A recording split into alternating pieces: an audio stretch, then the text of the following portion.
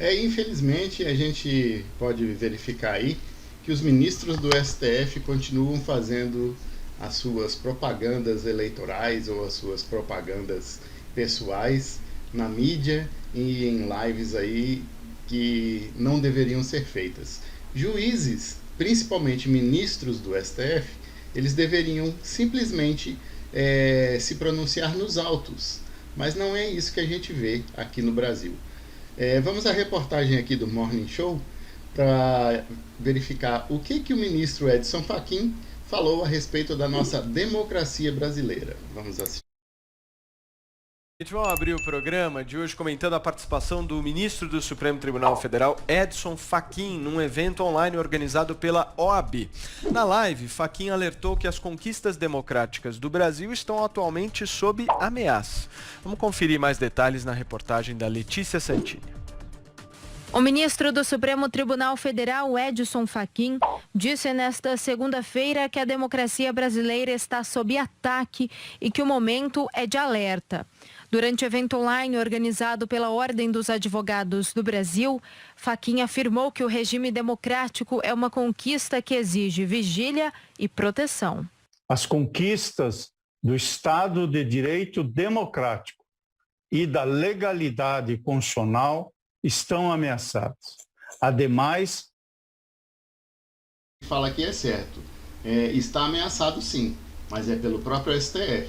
Presta atenção nas atitudes que o STF está tendo ultimamente com relação, inclusive, à Constituição Federal.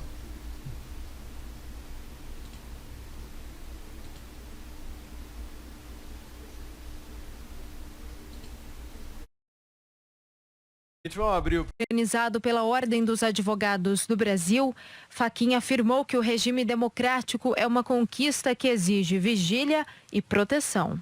As conquistas do Estado de Direito democrático e da legalidade constitucional estão ameaçadas.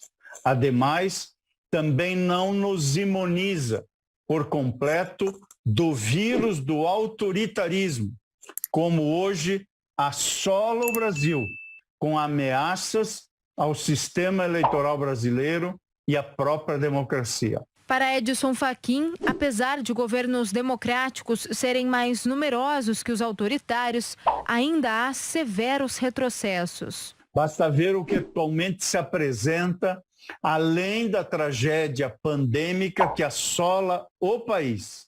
Atentados contra a liberdade de imprensa, apologia à ditadura, à tortura, à repressão política. Eu não sei aonde é que ele consegue enxergar isso tudo acontecendo no Brasil.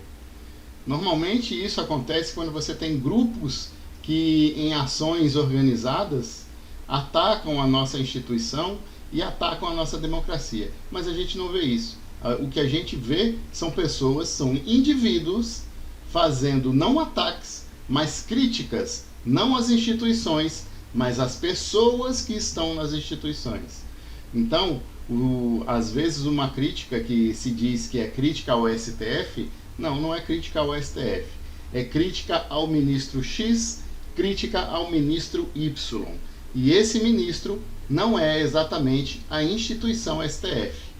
E ele pode ser que represente o STF, mas individualmente, como pessoa. E aí é onde ele, com as suas atitudes, botam toda a reputação do STF em jogo. Intimidações inadmissíveis a outros poderes, depreciação do valor do voto. O ministro do STF, que também é vice-presidente do Tribunal Superior Eleitoral, ainda defendeu o sistema eleitoral brasileiro. Sem citar nomes, o magistrado fez diversas críticas contra quem coloca a segurança das urnas eletrônicas em xeque. Edson Fachin ponderou, no entanto, que o sistema eleitoral não se encontra isento de falhas, disse ser imprescindível preservar as instituições e que as saídas para esses problemas devem ser pacíficas e sempre dentro da Constituição. Muito bem, vamos para Brasília discutir Ele afirma aqui que tudo deve ser pacífico e dentro da Constituição. mas o próprio STF, na prisão do Daniel Silveira, agiu de maneira fora da Constituição. Inventou leis, interpretou coisas que não eram interpretáveis, coisas literais, foi interpretado de maneira totalmente distorcida. Mas o que nós, pobres mortais, vamos fazer contra os deuses do STF, né? Lá parece que eles mandam e desmandam e todo mundo abaixa a cabeça. Até quando que isso vai durar? Um pouco com o Zé, essa fala do Edson Fachin. Ô Zé, essa espetacularização do judiciário no Brasil é algo que virou natural, né? É impressionante como os ministros dão entrevista, falam, expõem suas opiniões, enfim, numa função onde deveria ser um pouco menos midiática, não é não, Zé? Exatamente. Eu sou de um tempo em que ministro do Supremo era uma entidade, não dava entrevistas à toa, só falava tecnicamente, só falava nos autos. Agora, eu defendo mesmo esta oxigenação do poder e a modernização. Essa fala do ministro Edson Fachin, ela assusta, porque se trata da fala de um ministro do Supremo Tribunal Federal e não de um blogueiro qualquer ou um político em busca de votos. Tancredo dizia, Paulo, que a democracia é uma deusa sedenta de sangues. Era quando Tancredo queria pedir um cargo, demitir alguém, dizer, olha, você é a vítima da vez. Quando um ministro do Supremo vem fazer um desabafo assim, a gente fica assustado. Mas, na verdade, as críticas não são à instituição Supremo Tribunal Federal, mas às pessoas. Me dizia um amigo, Augusto Nunes. Viu só essa parte aí, onde o José Maria Trindade, ele fala exatamente o que eu comentei antes. Algumas críticas são às pessoas que compõem o STF, aos ministros que compõem o STF, não à instituição STF. Essa tem que ser resguardada. Mas quem está lá dentro tem que agir de forma condizente com o cargo que ocupa. Então, o ministro do STF, ele tem que se comportar como um ministro do STF, e não como um blogueiro, não desmerecendo os blogueiros, mas não como um blogueiro que está na mídia, que está na frente das últimas notícias, e que conversa e que está sempre aí nos holofotes. Isso não pode ocorrer. Ministro é para se pronunciar nos autos, quando é provocado. De que um outro amigo dele namorava uma ministra do Supremo Tribunal Federal, e aí ele dizia que esse amigo não levava a ministra do Supremo Tribunal Federal, não levava o Supremo para um restaurante ou para um hotel, levava a namorada, não era o Supremo.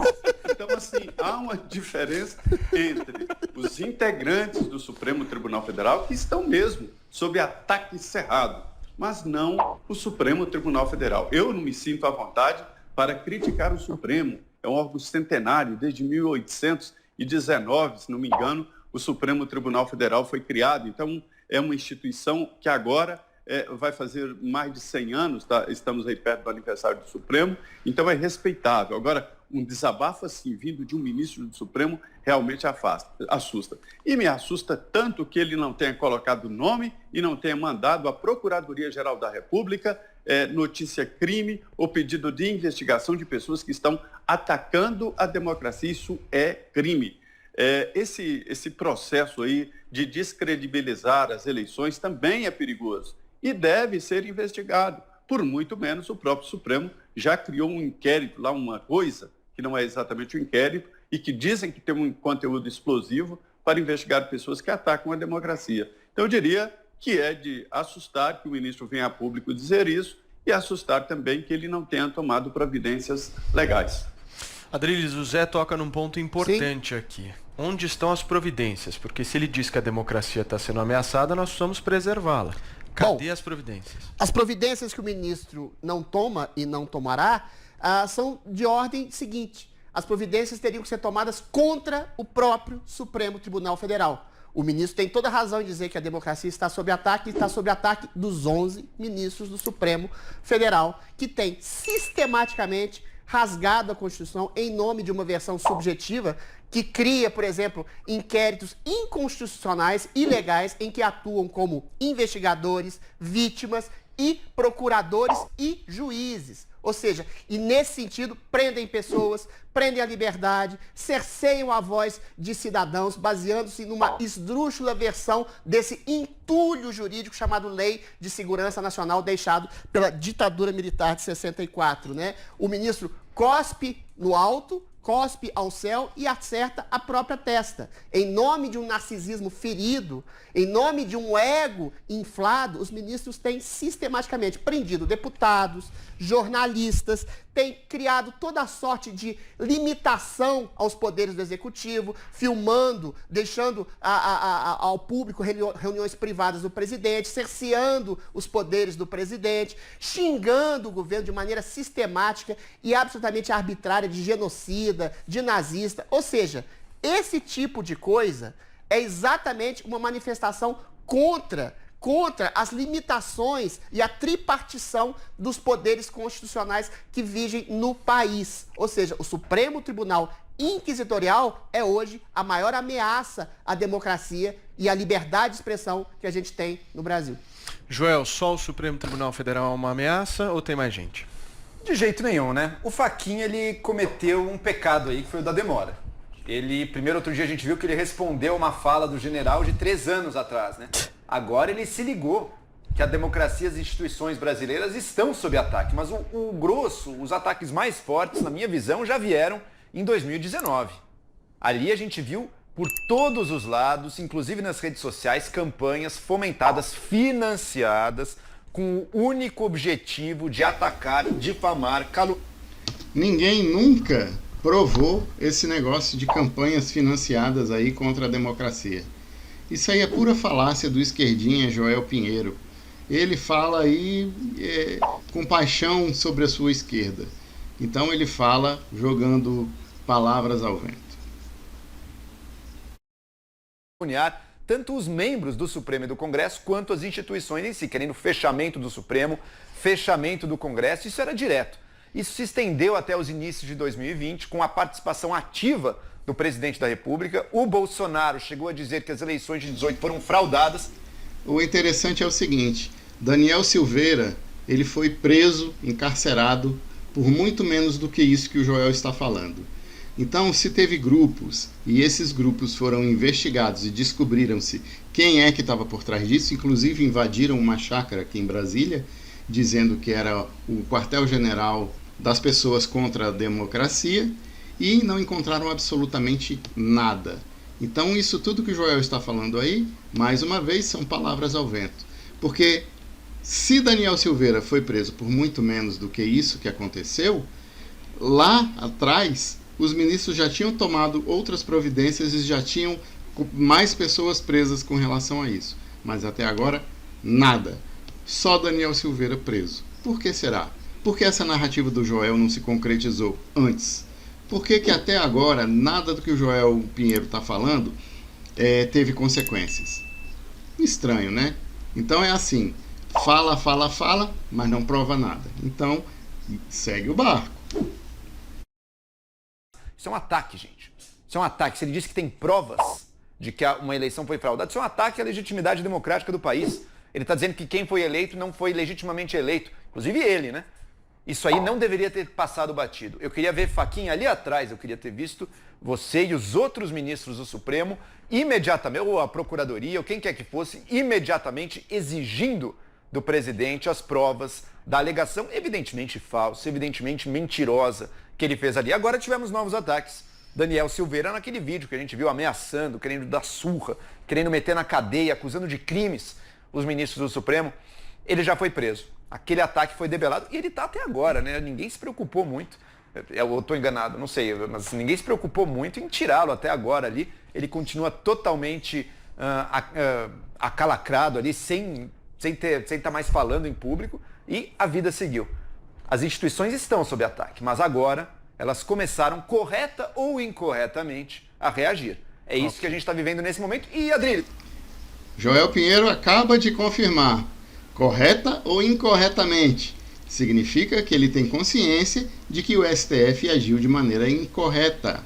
O STF destruiu a Constituição e não levou em consideração o artigo 53. Ou seja, tudo aquilo que eles defendiam foi jogado no lixo. Inventaram leis, inventaram interpretações e prenderam pessoas ao seu bel prazer. Isso que aconteceu. E o Joel Pinheiro sabe disso. Tanto que ele, em ato falho, provavelmente, deixou passar correta ou incorretamente. Isso é uma coisa eu concordo. Não é o único risco não vem só do governo federal. Ele é a fonte dos ataques mais pesados e mais ostensivos hoje em dia. Não fala isso não. Mas o Supremo, muitas vezes o Supremo já mandou censurar a matéria que mencionava o Dias Toffoli. Isso aí também é uma ameaça. A classe política brasileira é a que mais pede para o Google tirar conteúdos e consegue, com relação a matérias de jornal, coisas que aparecem nas redes. Então, a liberdade de expressão e os direitos estão sob ataque no Brasil. Os mais fortes e ostensivos vêm sim do governo federal, mas não é só dele. Infelizmente ele acha que a maior parte da censura vem do governo federal, que pelo contrário, ele sempre deixou bem claro que é totalmente a favor da liberdade de expressão e nunca impediu ninguém de falar nada sobre ele. Xingam, dizem que ele é praticante de atos criminosos, que ele é quadrilheiro e nada que o Bolsonaro faça é correto. No entanto, ele deixa o barco seguir. Diferentemente dos ministros, que quando recebem uma crítica, já rebatem e mandam prender. Esse é o nosso Brasil. Parabéns!